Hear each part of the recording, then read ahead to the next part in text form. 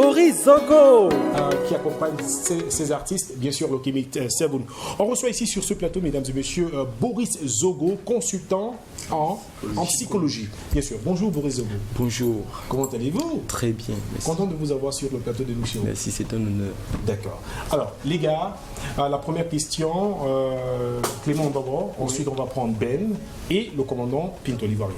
Alors, il faut préciser que Boris Zogo est consultant, comme tu le disais encore, donc il fait des études en psychologie. J'ai une licence. Et maintenant, il a une licence en psychologie. Oui. Et il faut préciser que très prochainement, il peut être psychologue dès qu'il va franchir le cap, quand il va achever. Voilà. Mais il est déjà licencié. Il est déjà capable de nous faire un exposé en psychologie. Et tu as une licence, tu n'es pas dans l'école nationale du Cameroun, pourquoi? C'est toi qui viens poser la question, non? Je n'ai pas pris. Tu n'es pas chez toi ici. Tu n'es pas chez toi ici. Attends. On fait le questionnaire. Tu donnes le questionnaire. Non, attendez. Imaginons on envoie quelqu'un faire le questionnaire pour notre consultant en psychologie. Le gars, il peut écrire go taton poum. C'est pas. Attends, c'est un début de quoi selon vous, monsieur le consultant? Non, je comprends qu'ils veulent se détendre et déstresser en fait. D'accord. Au Cameroun, c'est un métier qui n'intéresse pas plus parce qu'après moi je peux pas aller chez un psychologue et c'est pas tout le monde qui va aller prendre rendez-vous chez un psychologue, ça ne rapporte peut-être pas assez d'argent. Pourquoi avoir choisi psychologie? En fait, la raison pour laquelle j'ai choisi psychologie, c'est que je me suis retrouvé dans ça avant d'avoir mon bac. C'est-à-dire, j'étais dans un groupe en fait catholique où il fallait encadrer des enfants, des jeunes. Oui. Et cela fait que déjà, comme tu as pu l'évoquer, je suis très jeune. J'ai commencé à encadrer les enfants très jeunes. J'étais l'un des plus jeunes en fait. Quand tu parles de jeunes là, toi, jeune c'est quoi? Jeune, 12 ans. Ah. 12 ans. Non, je dis quand j'avais 12 ans en fait. Okay. Oui, donc à cet âge-là, donc je commençais à encadrer les enfants. Et vous savez que quand on parle de l'encadrement des enfants, on parle des parents. Donc ça fait qu'il fallait gérer les enfants et les parents en même temps. Ça faisait que parfois quand je partais rencontrer certains parents, je me retrouvais en fait en train de causer avec des adultes à un bas âge. Et je me rendais compte qu'il y avait une affinité et eux-mêmes ils avaient l'habitude de me dire parfois qu'ils se rendent compte que je suis différent des autres. Vous ne faites pas votre âge. Oui, en fait. Et cela fait en sorte que parfois ils me confiaient leurs problèmes. Je me retrouvais consultant sans savoir que je faisais de la psychologie. Et quelle ta raison? Pardon? Quel problème est-ce qu'on vous confiait? Oui, bon, en fait des problèmes dans le sens, parfois même des problèmes de couple. Vous imaginez? Exemple de type de problème. Non, ça c'est quoi? Un exemple de type de problème, c'est une maman par exemple qui s'est séparée avec son mari et puis avec cette séparation, le mari la tracasse avec les enfants qu'il veut et puis il y a le divorce et tout ça là. Donc ça fait que... Tu disais quoi cette dame parce qu'elle venait se confier à toi? À 12 ans. À 12 ans, qu'est-ce que tu disais? Donc là c'était pas 12 ans, je dis à partir de 12 ans. C'était spécifique, réponse spécifique. Oui. Donc il faut laisser l'enfant. Oui, en fait quand je discutais avec elle, je me rendais compte que ça lui faisait plaisir d'être écoutée et que ça permettait qu'elle s'ouvre à moi parce que c'est difficile aujourd'hui que des personnes s'ouvrent aux autres. Donc je se sentais à l'aise, donc je n'avais pas besoin de trop parler. Je pouvais quand même la rassurer et puis petit à petit, plus j'avançais, parfois je posais quelques questions pour aller plus loin et je me rendais compte que ça lui faisait du bien et il y avait une différence, il y avait une évolution en fait. Donc je me suis retrouvé, je suis parti de l'encadrement de l'enfant à l'encadrement des adultes. Vous voyez, avant même de faire une étude en psychologie. Donc quand j'entre donc à l'université, vocation, oui en fait, j'entre à l'université.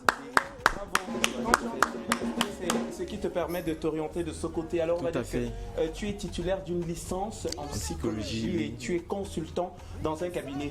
Alors, comment ça se passe entre les cours, les consultations? Est-ce que tu arrives facilement à allier les deux côtés?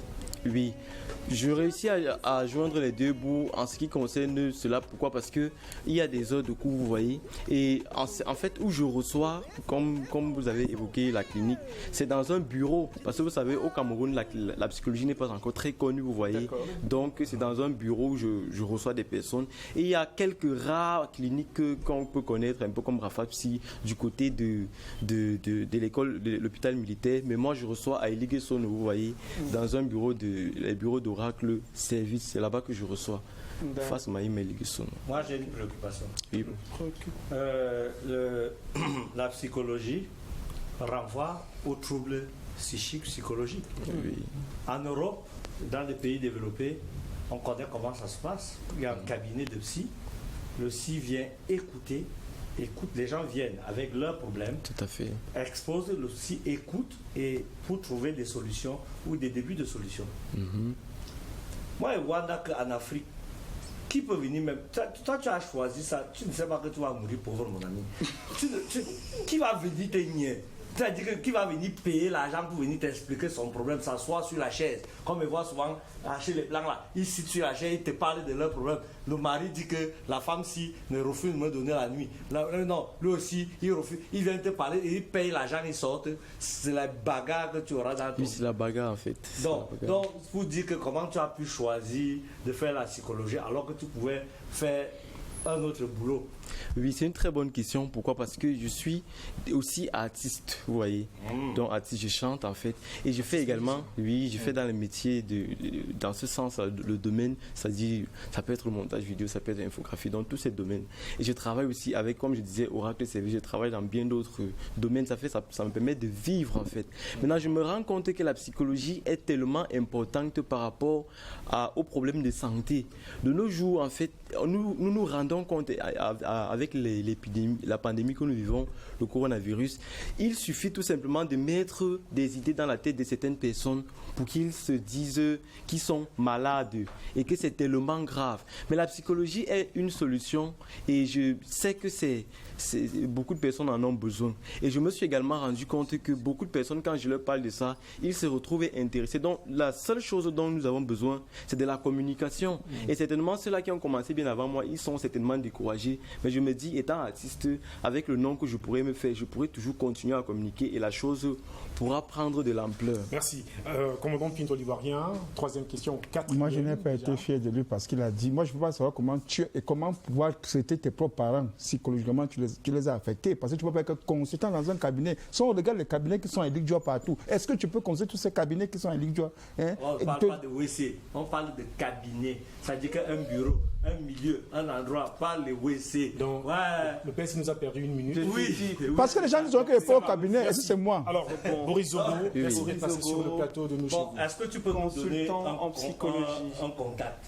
Oui, un Parce contact. que moi, je crois qu'il peut te consulter. D'accord. Je connais 3 fous ici, qu'il y a 3 personnes ici, Thierry Camto, Dombo et tout le monde là, il faut qu'elle te consulte. Ok, déjà vous pouvez me retrouver sur mes plateformes, c'est-à-dire Boris Zogo officiel sur Facebook, Boris Zogo officiel sur YouTube, également Gmail, boriszogo55@gmail.com et mon numéro WhatsApp c'est le 694 39 44 27.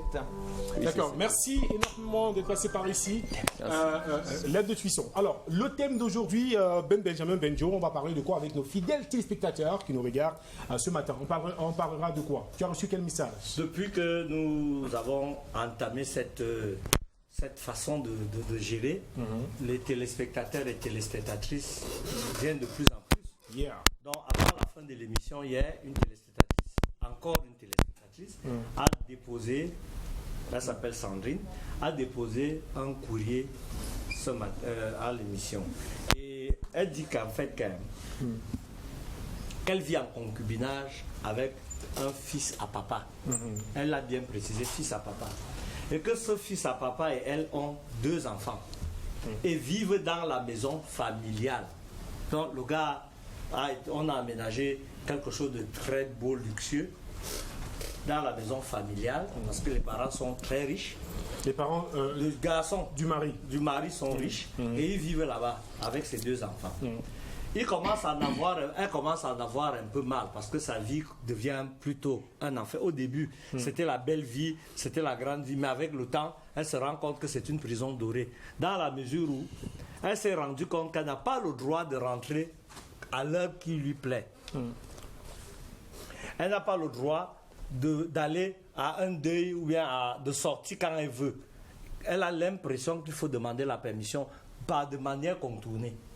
quand elle a un problème d'argent ou bien son mari demande à ses parents. C'est-à-dire qu'elle dit qu'attends, elle va d'abord demander aux parents. C'est par rapport à la